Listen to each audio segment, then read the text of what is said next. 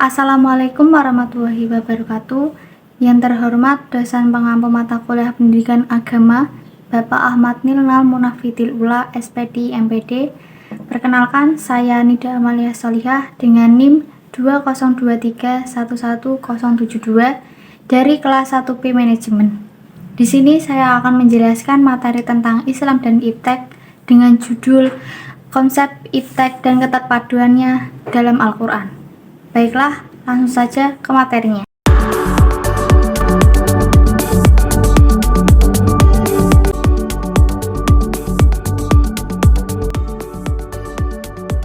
Pendahuluan ilmu pengetahuan dan teknologi pada era sekarang ini telah dapat menciptakan kemakmuran dan kemudahan di segala sendi kehidupan manusia. Kemajuan iptek tersebut telah mendorong manusia ke arah kehidupan yang sangat konsumtif. Terlebih lagi, dengan kemajuan itu, tindakan manusia sebagai pribadi untuk menguasai manusia lain tampak begitu sangat mudah, sehingga kita dapat melihat dalam berbagai peran. Itulah eksistensi dari kemajuan iptek pada zaman ini. Pembahasan. Di sini saya akan membahas tentang yang pertama konsep ilmu pengetahuan dan teknologi, yang kedua Al-Quran, ilmu pengetahuan dan teknologi. Kata sains yang berasal dari bahasa Latin scientia yang berarti pengetahuan. Kata scientia berasal dari bentuk kata kerja sciere yang artinya mempelajari dan mengetahui. Sementara arti yang kedua, ilmu adalah menunjuk pada masing-masing bidang pengetahuan ilmiah yang mempelajari sesuatu pokok soal tertentu. Dalam arti ini, ilmu berarti sesuatu cabang ilmu khusus seperti antropologi, biologi, geografi, atau sosiologi.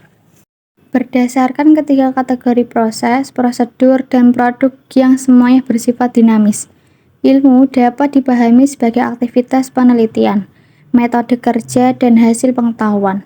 Hubungan ilmu dan teknologi sebenarnya sangat sulit untuk dicarikan pemaknanya.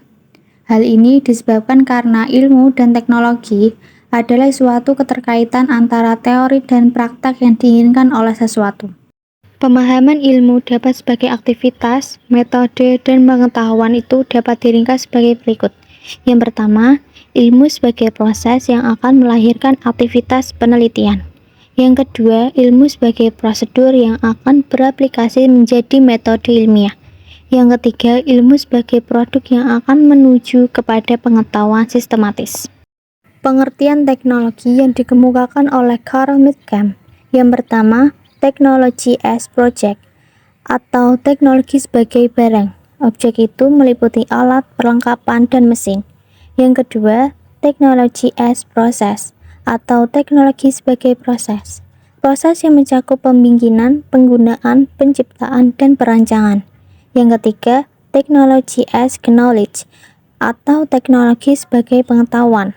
Yang terakhir, teknologi as volition atau teknologi sebagai keinginan. Keinginan itu berwujud pada kekuasaan, kelangsungan hidup, kebebasan, dorongan batin atau kebutuhan. Selanjutnya, hubungan antara teknologi dengan ilmu yang menunjukkan pola. Yang pertama, teknologi dan ilmu masing-masing berkembang dan mencapai kemajuan sendiri-sendiri tanpa pengaruh penting atau dorongan utama dari pihak lainnya. Yang kedua, teknologi merupakan pihak utama yang mendorong perkembangan ilmu dan membantu kemajuan ilmu. Yang ketiga, ilmu merupakan pihak utama yang mendorong perkembangan teknologi atau membantu kemajuan teknologi. Yang keempat, teknologi dan ilmu mempunyai saling keterkaitan dengan pengaruh timbal balik yang saling memacu perkembangan dan kemajuan masing-masing. Al-Quran, ilmu pengetahuan dan teknologi. Dalam Al-Quran, ilmu pengetahuan dan teknologi tidak dibahas secara mendalam, seperti halnya buku-buku ajar atau buku daras dalam kedua aspek. Namun, tidak dapat disangkal bahwa Al-Quran pun telah memaparkan pentingnya ilmu pengetahuan dan teknologi bagi pengembangan kehidupan manusia. Dan yang jelas itu untuk kesejahteraan manusia sekaligus sebagai alat untuk membantu meringankan tugas sebagai khalifah di muka bumi ini. Ayat yang membicarakan tentang penguasaan ilmu pengetahuan yaitu diantaranya terdapat dalam Quran Surat Al-Alaq. Ilmu pengetahuan dan teknologi yang diisyaratkan oleh Allah dalam Al-Quran. berupa meninggikan derajat orang yang berilmu dan tidak akan mungkin dapat mencapai kemajuan atau keinginan untuk memfungsikan alam ini dengan baik tanpa adanya kekuatan atau iptek. Sarana bagi umat manusia agar selalu dapat mewarnai kehidupan dengan suasana pengembangan iptek. Dorongan ke arah penelitian ilmiah maupun sikap baru atau inovasi menyebabkan terbentuknya peradaban Islam yang sangat tinggi dalam waktu yang sangat singkat. Ilmuwan Muslim melakukan banyak kemajuan dalam bidang matematika, astronomi, anatomi, optik, dan banyak bidang lain. Kemajuan atau pencapaian ini merupakan hasil dari inspirasi ajaran-ajaran Al-Quran dan hadis Nabi.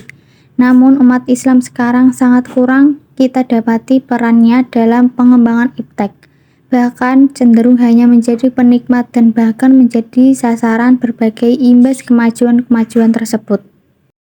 Keterpaduan Al-Quran dan iptek adalah ketika Allah memberikan isyarat dalam Al-Quran akan kekhalifahan manusia yang mana ia mendapatkan tugas sebagai pemelihara kemakmuran bumi demi kelangsungan hidupnya di alam ini. Ketika itu, Allah menundukkan alam ini untuk dimanfaatkan oleh manusia.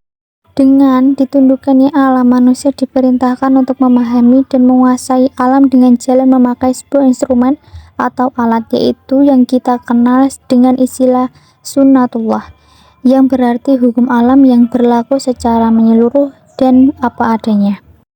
Kesimpulan, untuk dapat memanfaatkan alam, manusia harus mengetahui peraturan-peraturan Allah, yaitu dalam bentuk sunnatullah yang mengendalikan kelakuan alam semesta yang tercermin pada sains. Maka ia harus menguasai sains. Teknologi hanya dapat berhasil apabila prosesnya sesuai dengan hukum alam. Al-Quran sebagai wahyu dari Allah telah memberikan isyarat yang sangat jelas bagi pengembangan ilmu pengetahuan dan teknologi. Hanya saja umat Islam terkadang memfungsikan Al-Quran hanya sebagai bahan bacaan. Baiklah, itu tadi yang bisa saya sampaikan. Jika ada kesalahan atau kekurangan, mohon maaf. Sekian dari saya, terima kasih. Wassalamualaikum warahmatullahi wabarakatuh.